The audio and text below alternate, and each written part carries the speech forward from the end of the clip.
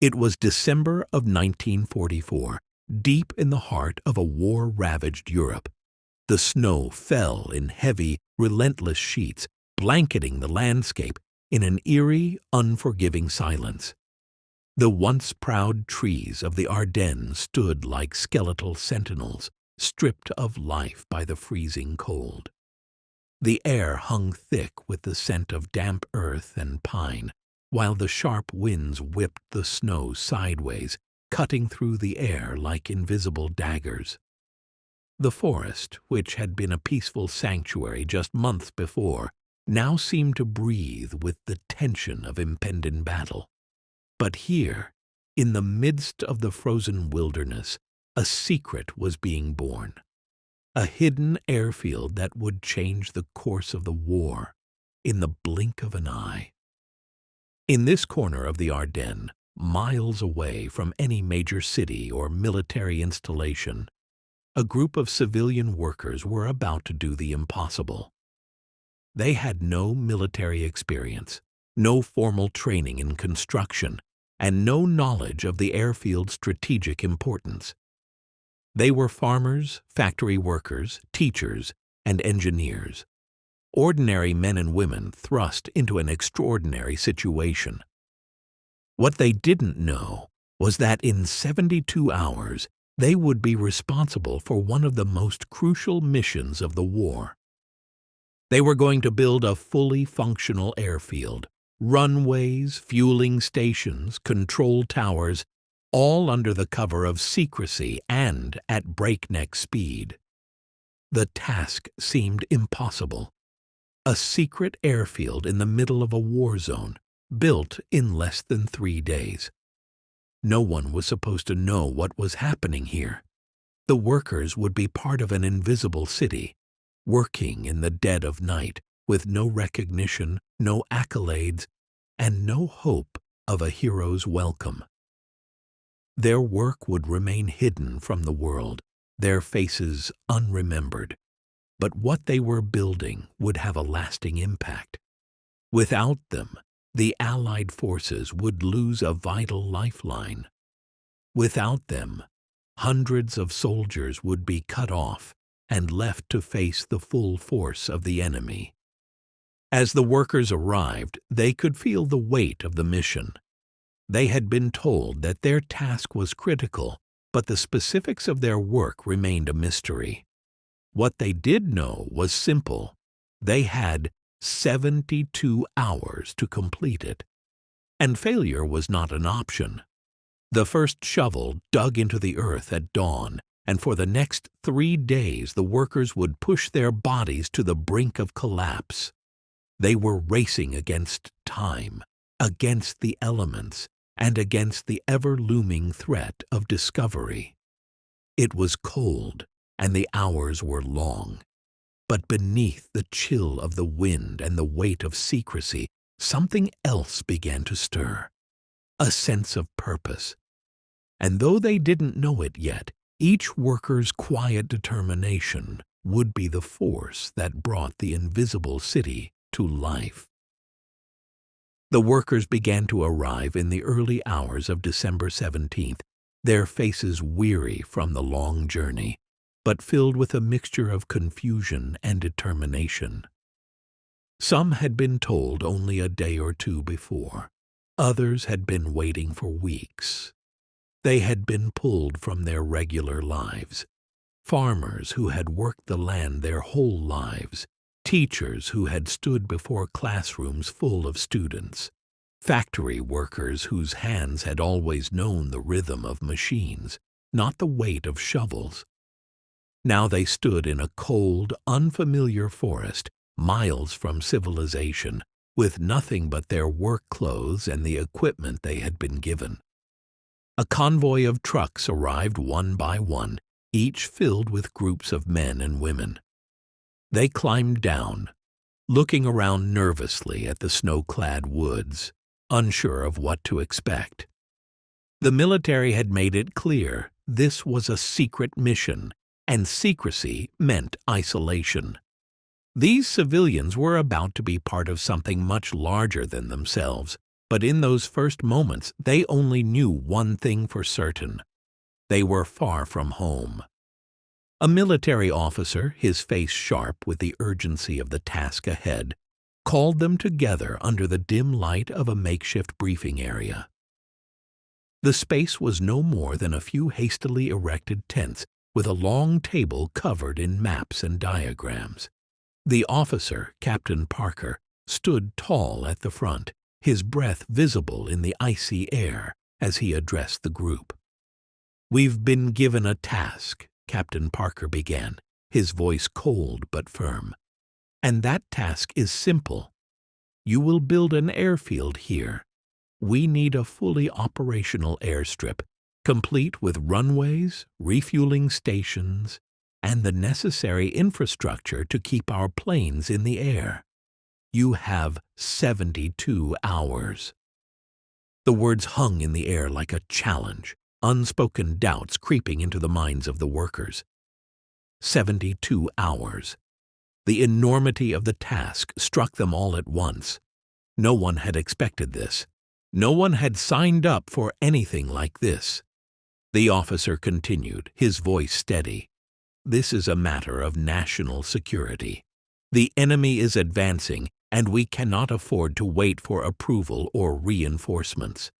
You are the only thing standing between this country and disaster. You will work as a team. You will build it, and you will do it quietly. The enemy cannot know we're here." A few nervous glances were exchanged, but no one spoke. They had all been told the same thing. This was their duty, and they would follow through. "Do not fire a single shot without confirmation from command," the officer added, his voice even sharper now. "I don't care how close they are. You are here to build, not to fight. Stay out of sight. Stay disciplined and follow orders." The tension in the group was palpable, but they nodded, understanding that there was no room for error. They were given no choice but to comply. And as the briefing ended, Captain Parker handed out equipment, tools, shovels, picks, and crates of supplies, and sent them off to their designated tasks. As they scattered into the forest, each worker silently processed the weight of what had just been asked of them. There were no cheers, no applause, just the crunch of boots in the snow and the murmur of conversations that trailed off as they disappeared into the woods. The only thing left was the task ahead and the growing awareness that failure was not an option. They had just been told that they were part of something that could change the war. But the cost of failure would be far worse than the cold that was already seeping into their bones. The invisible city was about to rise, and they were the ones who would build it. As the first light of dawn broke through the thick fog, the workers set to their task. The snow-covered forest floor, once a place of stillness, became a hive of frantic activity. There was no time to waste. In less than 72 hours, they had to turn an empty patch of land into a fully operational airfield, ready to receive aircraft. The air was thick with the sharp scent of wood and damp earth, punctuated by the grating sound of shovels digging into frozen ground. The hum of machinery and the murmur of voices urging each other to work faster. The workers were scattered in small groups, each focused on their assigned task. Some began marking out the outlines for the runways, their hands numb from the biting cold but steady from years of labor. Others worked with bulldozers and trucks, moving dirt and debris, creating the necessary groundwork for what would soon become a landing strip. The control towers and fueling stations were outlined in sketches hastily drawn on scraps of paper, and every worker, from the engineers to the laborers, was thrown into the mix, tasked with making those rough drawings a reality. At first, there was no real understanding of the magnitude of what they were doing. The workers moved in silence, guided by a single purpose: to finish the job, no matter the cost. But as the hours passed, fatigue began to creep in. The cold gnawed at their bones, and the snow fell relentlessly, coating the worksite with an ever-thickening layer. Their hands were raw, their faces pale from the biting wind, but they pressed on. Ray Thompson, a quiet engineer, had been placed in charge of coordinating the layout of the runways. He had a mind that operated like clockwork, a mind that saw patterns and angles where others saw chaos. He moved between groups, issuing orders, sketching quick notes in his spiral notebook, mentally calculating distances and angles. He didn't speak much, but his eyes never left the work site, watching every detail unfold. Thompson wasn't a soldier, but the precision of his mind made him invaluable. As the hours ticked away, the workers began to form a rhythm. Every shovel of dirt, every beam laid, every structure erected brought them one step closer to their impossible goal. But with every passing minute, the pressure mounted. They were working under a constant threat, the possibility that the enemy would find them. The forest offered some cover, but it wasn't enough to guarantee their safety. They worked quickly, but with purpose. Every action had to be deliberate. Mistakes were unthinkable. Tension built with every truck that rumbled into the clearing, every worker that wiped sweat from their brow, only to find more snowflakes falling onto their exposed faces. No one dared stop, not even for a second. The fear of discovery, of failure, drove them forward. Each person knew they were risking everything, more than just their lives. They were risking the future. In the face of their growing exhaustion, they began to draw strength from one another. A nod, a quiet word of encouragement, a brief moment of laughter. These small acts of solidarity kept them going. But there was no time to dwell on the human side of the operation. They were pushing past their limits, their bodies begging for rest. But the mission had to be completed. They had no choice but to continue. The construction of the invisible city had begun, and there was no turning back. As the construction efforts progressed through the second day, the workers began to feel the pressure of time closing in around them. They had made substantial progress, but with each hour that passed, the risk of enemy discovery seemed to grow. The thick, swirling fog that had initially provided some cover now felt like a suffocating blanket, hindering visibility and distorting the sounds of the forest. Every crack of a branch underfoot, every rumble of a truck engine felt amplified, as if the very forest itself was conspiring to give away their secret. Ray Thompson moved quietly between work groups, his sharp eyes constantly scanning the horizon. His instincts, honed over years of observing enemy movements in battle, never stopped. He didn't need to hear the command to know the threat was real. He felt it in the tension of the air, in the subtle shifts of the workers as they moved. They were all aware that at any moment the enemy could arrive. Every passing minute was one closer to discovery. His mind raced through the details, the sound of approaching vehicles, the direction of the wind, the layout of the land. His every move was calculated, each glance over his shoulder a careful check for danger. Then it happened. A distant rumble, subtle at first, caught Thompson's attention. The workers froze, their faces tense with fear. From behind a thick stand of trees, the low growl of an engine grew louder. unmistakable. A German reconnaissance vehicle, a light armored car, was moving down the forest road just a few miles away. The airfield site, though still hidden under the thick canopy, felt exposed now, as if the trees had opened a path directly into their camp. Thompson's pulse quickened, but he maintained his calm exterior. He had seen this before. He knew the way the Germans would patrol, how their columns moved with such precision. "Get down," Thompson whispered, his voice low but firm, like the command of a seasoned officer. He didn't need to shout. His crew was already on their feet, moving without hesitation. The workers scrambled to cover, diving behind trees into shallow trenches they dug for storage, or under whatever shelter they could find. The hum of the armored car grew louder, and the tension in the air became unbearable. Thompson's thoughts raced. If the Germans found them now, the entire operation would be compromised. They were close, too close. He signaled to the others to remain still, to hold their breath.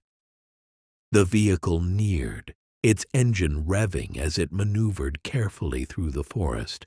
The crew held their positions, frozen in silence. Even the snow seemed to hold its breath, the world around them utterly still.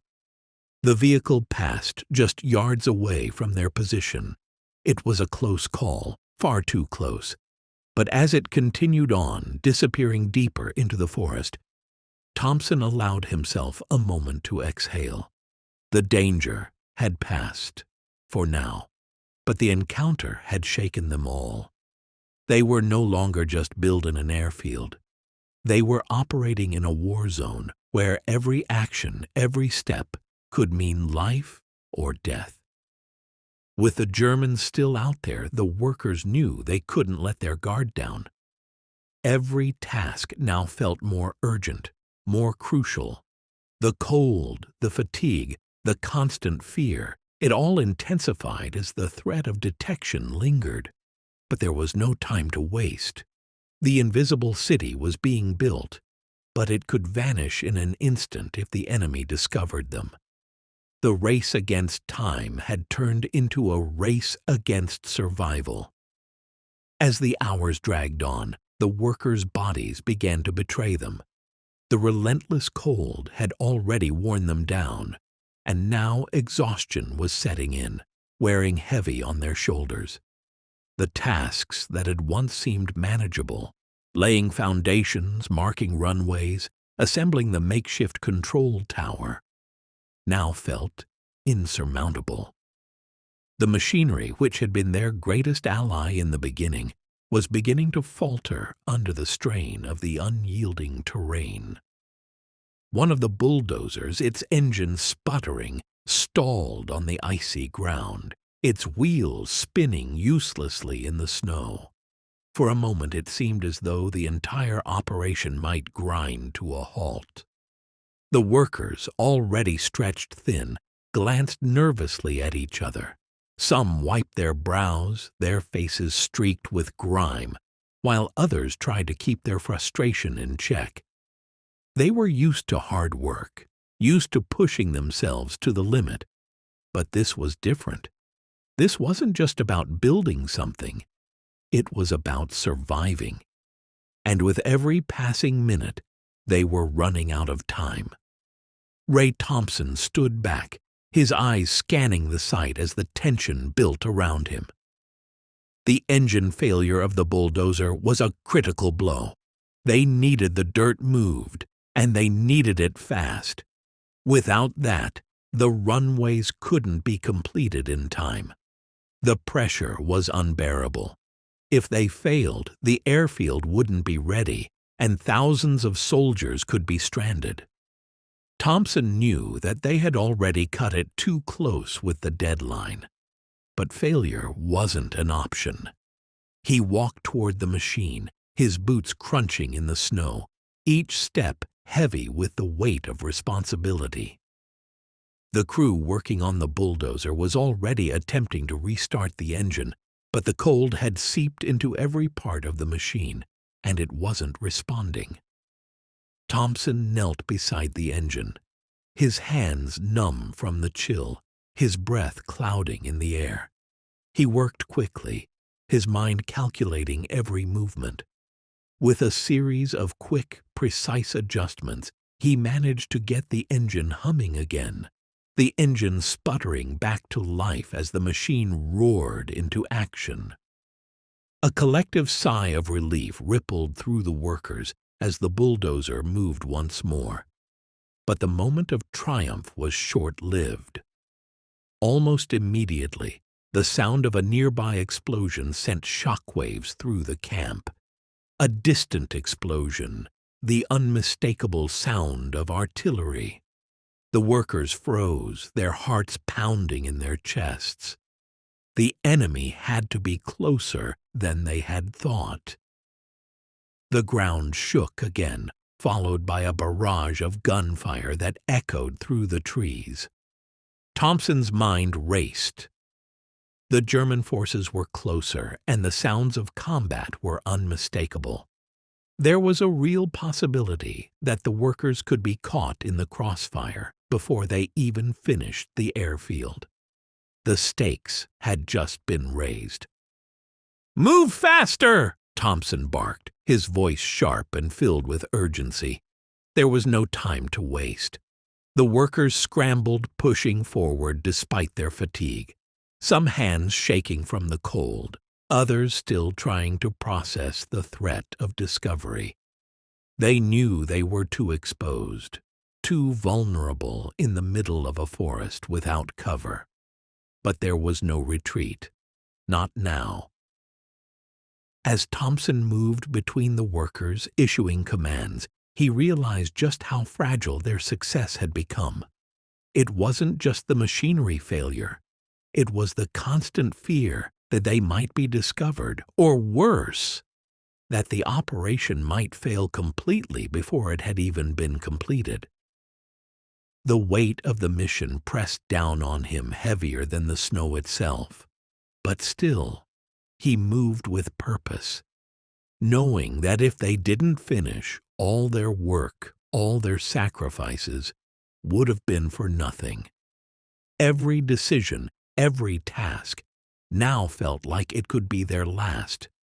The enemy was closer, and they had only hours left. The crisis was not just the machinery or the artillery. It was the very real, very present threat of failure that hung over them. And yet, despite the mounting odds, they kept moving forward. Because failure was not an option. They would finish the airfield, or they would die trying. By the third day, the workers had settled into a grueling rhythm, their bodies aching, their minds fogged by exhaustion. But there was no time to rest. The airfield, though incomplete, was beginning to take shape. The runways stretched out in two long, icy ribbons through the snow, while the control tower, a hastily constructed skeleton, stood like a lone sentinel in the center of the site. They had laid the foundations for the refueling stations, and the fuel trucks were being carefully positioned despite the ever-present threat of enemy fire. Yet, despite the frantic pace, despite every effort, they knew they were running out of time. The road was still a mess of dirt and gravel, the hangars not yet erected, and the perimeter still needed proper fortifications. The workers' eyes were bloodshot from lack of sleep, their clothes soaked through with the sweat of constant labor. Yet through all of this, one thing kept them moving, a fragile sense of hope. It wasn't just a belief in their ability to finish. It was the understanding that if they did, the war effort would gain an edge that could mean the difference between victory and defeat. Ray Thompson, ever the tactician, knew it was time for one final push.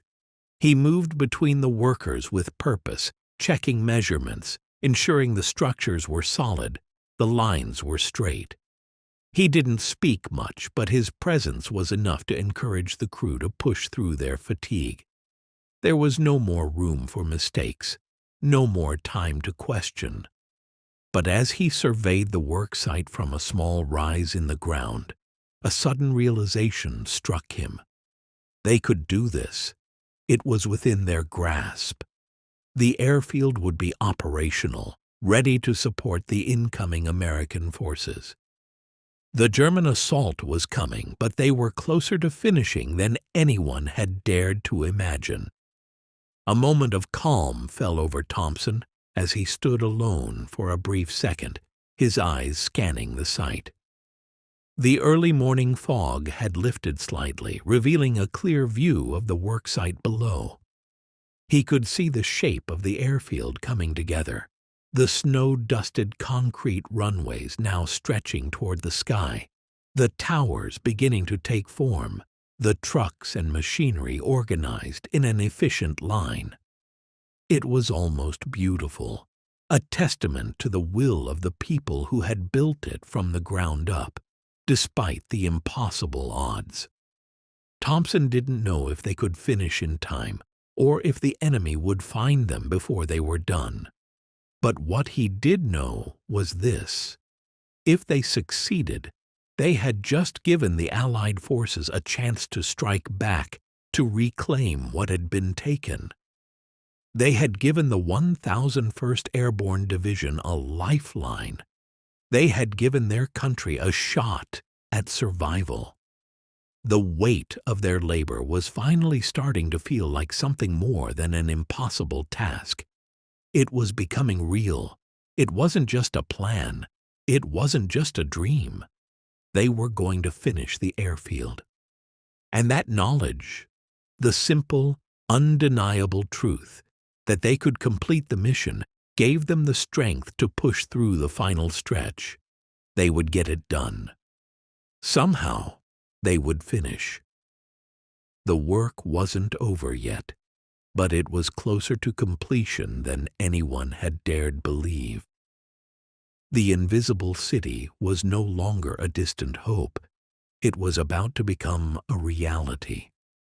As the hours dwindled and the cold grew even more relentless, the workers knew the final moments of their 72-hour deadline had arrived. The end was so close, yet it felt as if the whole world was pressing in on them, squeezing the air from their lungs. The towering skeleton of the control tower was now complete, though far from perfect, and the makeshift fueling stations were being hastily connected, their pipes barely fitting together in time. Trucks lined the edges of the airfield, filled with crates of equipment, munitions, and fuel. Despite the flurry of activity, the anxiety in the air was palpable. The workers moved with precision, but there was an underlying tension in their every step. They had done the impossible. They had built this airfield in record time. But what if it wasn't enough? What if the final touches weren't completed in time to prevent discovery, to make it operational? Ray Thompson, though exhausted beyond measure, moved with quiet determination between the various work crews. His mind was a machine, calculating and adjusting the remaining work, ensuring that nothing was left to chance. The final push was underway, but every second felt like it carried the weight of the entire war effort. The American forces depended on this airfield. The Germans were advancing. There could be no delay. The workers, sensing the urgency, doubled down. What had begun as a group of strangers thrown together by circumstance was now an almost singular force, united by their need to finish. Thompson watched them, once unsure and hesitant. They now worked together with a shared sense of pride, each movement more assured than the last. There was something almost ritualistic in the way they labored, their tired hands moving faster, their bodies breaking down but refusing to quit. The cold could no longer stop them. The enemy could no longer stop them. They were, for this brief, fragile moment, unstoppable. But just as the final pieces of the airfield began to fall into place, another wave of panic swept over the crew. A low, distant rumble vibrated through the ground. Thompson froze, his pulse racing. It wasn't the hum of a distant truck or the groan of construction. It was the unmistakable sound of heavy German armor rolling through the woods in a slow, deliberate advance. His heart skipped a beat. The enemy was nearly there. They were so close to finishing, so close to success. "Get down!" Thompson barked, his voice cutting through the noise, commanding. The workers scattered, diving for cover behind piles of equipment, trenches, and the skeletal structures that had yet to be completed. Thompson's eyes were locked on the advancing column through the periscope of the M10 tank destroyer, now positioned in the forest just beyond the airfield. The enemy was too close. He could hear their engines, smell the diesel in the air, feel the presence of their deadly machines. But they had only one chance. If the airfield wasn't ready in time, the Allies' last hope would be lost. In that tense, frozen moment, time seemed to slow. Thompson's breath was shallow, his body frozen in a cold sweat. Every piece of equipment, every worker, every moment they had spent was about to be tested in the most terrifying way. The airfield was still incomplete, and the enemy was on their doorstep. He glanced at his crew, all huddled in the snow, eyes wide with the same realization. No one spoke. The silence stretched on, thick with uncertainty. But then Thompson's eyes narrowed. The last pieces were within reach. The runways were nearly finished. The control tower stood tall. The fueling stations were set. The workers knew it was now or never. They had come too far to fail. And with no more time left, the final push began. The workers rose from their hiding places, the fear replaced by a single unspoken understanding. They would finish. The enemy might be closing in, but they would finish. The airfield, in all its rushed and fragile glory, would be ready to help turn the tide of the war. The workers pushed through the last of the cold and exhaustion, tightening bolts, laying the final stretch of runway, and finishing what they had started. It was the final push, and they were giving everything they had. When the last truck rumbled away and the final worker wiped his brow for the last time, the once bustling airfield fell eerily silent. The fog had lifted, leaving the remnants of a half-finished structure. Runways cutting through the snow like lines drawn on a map. The skeletal framework of the control tower standing proud against the sky. It was done.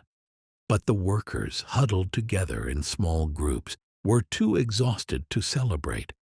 They had worked themselves to the bone, pushed beyond their limits. But now that the task was over, there was nothing left but the cold and the quiet. The enemy had never discovered them. The Germans, still advancing but now out of sight, had passed by without a clue to the monumental task that had just been completed in secret. The airfield stood ready. Its first planes would land soon, and the American forces would have the lifeline they so desperately needed. Yet for the workers there was no fanfare, no recognition. The victory, though vital, was something they would never speak of aloud. Ray Thompson stood at the edge of the newly completed airstrip, his breath misting in the cold air. He looked over the site one last time, feeling a strange mix of pride and emptiness. They had done it. They had made something out of nothing, built an airfield in less time than anyone could have believed possible. And yet there was no applause, no awards. The people who had worked beside him for days on end, sacrificing sleep and warmth, would fade back into the world they had left behind. Their faces would be forgotten, their names never etched in the history books. 2 days after the completion of the airfield, a small group of soldiers from the 1001st Airborne arrived. Their faces were drawn, tired from the long nights of combat.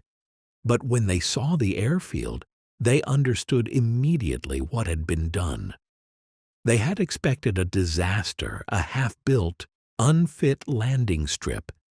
Instead, they found an airfield ready to support their mission. The soldiers asked who had built it, who had worked so tirelessly under the threat of discovery. But the response was simple: a group of civilians. The workers, in their worn-out clothes, simply nodded, their fatigue making it impossible to explain what it had taken to make this airfield a reality. They did not expect recognition, nor did they want it. They knew what they had done, and for them, that was enough. They were not heroes, not in the conventional sense. They had no medals to claim, no stories to tell. What they had was the quiet knowledge that they had changed the course of history in a way that no one else would ever fully understand. Weeks later, when the airfield had become a hub of activity, Ray Thompson was called to the battalion headquarters. The military brass had reviewed the reports, interviewed the workers, and realized that what had been achieved was nothing short of miraculous. Still, there was no official acknowledgement, no award ceremony. They couldn't risk it. The secrecy had to be maintained. But the workers were quietly reassigned, their work now done.